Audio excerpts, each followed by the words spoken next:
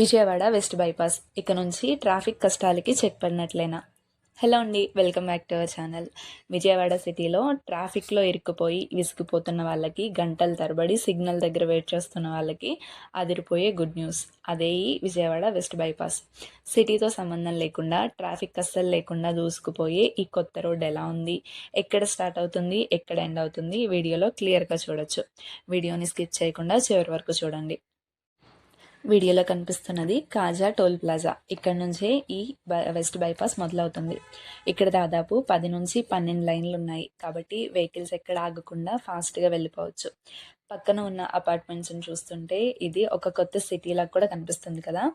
మంచి ఫినిషింగ్తో కనిపిస్తున్న ఈ రోడ్ 6 లైన్ హైవే కావడంతో గతంలో విజయవాడ మీదుగా వెళ్ళాలి అంటే గంటన్నర పట్టే సమయం ఇప్పుడు కేవలం 20 నుంచి 30 నిమిషాలనే దాటేయచ్చు. విజయవాడ నగర ప్రజలకు, అలాగే ప్రయాణికులకు ఇది నిజంగా పెద్ద ఊరటనే చెప్పొచ్చు.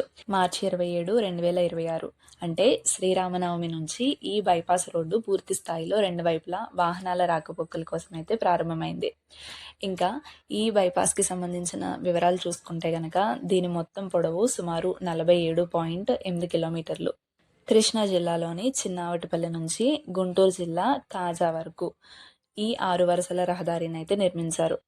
ఇది కోల్కతా చెన్నై జాతీయ రహదారి అయిన NH16, అలాగే విజయవాడ హైదరాబాద్ జాతీయ రహదారి అయిన NH65ని గొల్లపూడి వద్ద అయితే కలుపుతుంది. గతంలో ఒకవైపు మాత్రమే అనుమతించిన అధికారులు ఇప్పుడు గొల్లపూడి నుంచి కాజా వైపు వెళ్లే రెండో మార్గాన్ని కూడా ఓపెన్ చేశారు. దీనివల్ల ప్రయోజనం ఏంటంటే చెన్నై నుంచి విశాఖపట్నం లేదా హైదరాబాద్ వెళ్ళే వాహనాలు విజయవాడ నగరంలోకి రాకుండానే ఈ బైపాస్ ద్వారా వెళ్ళిపోవచ్చు. దీనివల్ల విజయవాడ నగరంలో ట్రాఫిక్ దాదాపు 40 నుంచి 50% వరకు తగ్గే అవకాశం అయితే ఉంటుంది. అలాగే ప్రయాణ సమయం సుమారు 45 నిమిషాల నుంచి 1 గంట వరకు ఆదా అవుతుంది.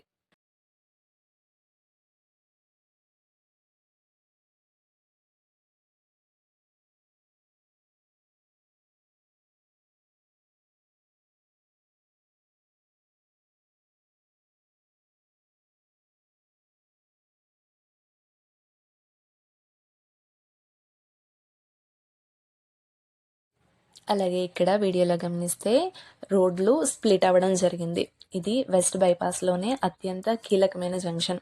కుడివైపు మార్గం నేరుగా అమరావతి రాజధాని ప్రాంతానికి, అలాగే కృష్ణానదిపై ఉన్న భారీ వంతెన వైపు అయితే వెళ్తుంది. ఎడం వైపు ఉన్న మార్గం సర్వీస్ రోడ్లు, అలాగే లోకల్ ఏరియాలను కలుపుతూ విజయవాడ హైదరాబాద్ హైవే అంటే NH65కి అయితే అనుసంధానమిస్తుంది.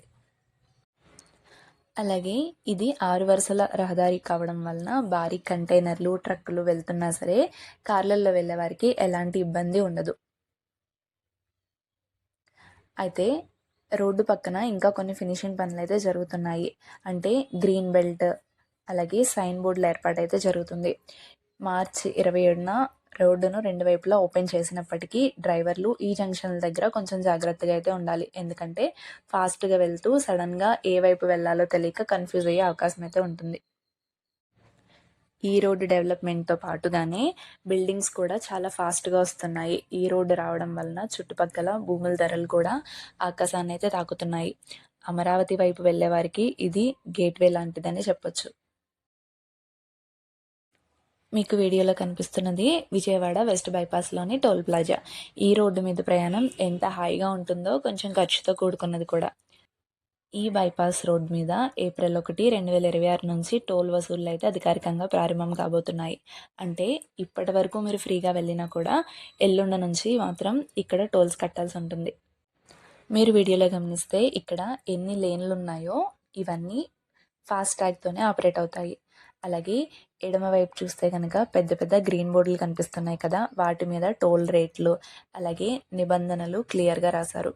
కార్లు, జీప్లు సుమారు 80 నుంచి 110 వరకు ఉండొచ్చు. భారీ వాహనాలు వీటికైతే కనుక కేటగిరీని బట్టి రేట్లు మారుతూ ఉంటాయి. అలాగే ఈ టోల్ ప్లాజా డిజైన్ కూడా చాలా బాగుంది. పైన సోలార్ ప్యానల్స్ కూడా అమర్చారు. ఇది ఒక మంచి ఇనిషియేటివ్. టోల్ కట్టినందుకు మనకు దొరికి బెనిఫిట్ ఏంటంటే సిటీ ట్రాఫిక్ లేకుండా గొల్లపూడి సెంటర్లో ఆగిపోకుండా మనం హైవే మీద దూసుకుపోవచ్చు. మీ కారులో ఫాస్టాగ్ రీఛార్జ్ ఎంత ఉందో ఒకేసారి చెక్ చేసుకోండి, లేదంటే డబల్ టోల్ పడవచ్చు, జాగ్రత్త. మీరు వీడియోలో గమనిస్తే గనక ఇక్కడ చూస్తున్నట్లు రోడ్డుకు సరిగ్గా ఆనుకుని భారీ విద్యుత్ స్తంభాలు అయితే మనకు కనిపిస్తున్నాయి.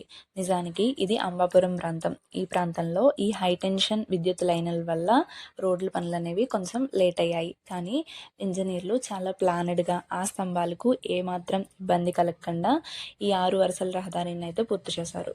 ప్రస్తుతం జరుగుతున్న పనులు చూస్తే గనక అక్కడ ఎక్స్కవేటర్స్ మట్టిని తవ్వుతూ కనిపిస్తున్నాయి.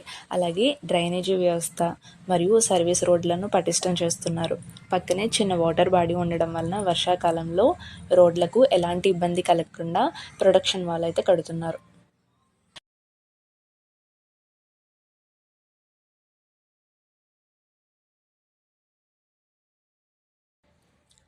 ఇంకా ఇది కృష్ణానదిపై నిర్మించిన భారీ బైపాస్ బ్రిడ్జ్.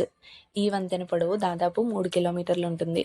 ఇది కృష్ణా జిల్లాలోని గొల్లపూడి వైపు నుంచి గుంటూరు జిల్లాలోని వెంకయ్యపాలెం లేదా కాజా వైపు మనల్ని తీసుకెళ్తుంది. ఇక్కడ రోడ్డు చూస్తే ఎంత స్మూత్గా ఉందో కదా.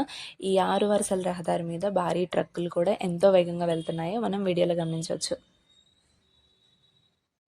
ఇక నుండి మీరు హైదరాబాద్ నుంచి వస్తున్నా లేదా వైజాగ్ నుంచి వస్తున్నా విజయవాడ నగరం లోపలికి వెళ్ళి కనకదుర్గ వారధి దగ్గర ట్రాఫిక్లో ఇరుక్కోవాల్సిన అవసరం అయితే లేదు.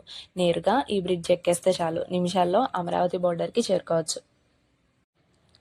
అలాగే ఇక్కడ రోడ్డు పక్కన ఇంకా కొన్ని ప్రొటెక్షన్ వాల్స్ పనులైతే జరుగుతున్నాయి. వర్షాకాలంలో నది నీటి ఉధృతికి రోడ్డు దెబ్బతినకుండా ఇక్కడ పటిష్టమైన చర్యలు అయితే తీసుకుంటున్నారు. ఈ బ్రిడ్జ్ దాటిన వెంటనే మనం అమరావతి రాజధాని ప్రాంతంలోకి అడుగు పెట్టొచ్చు.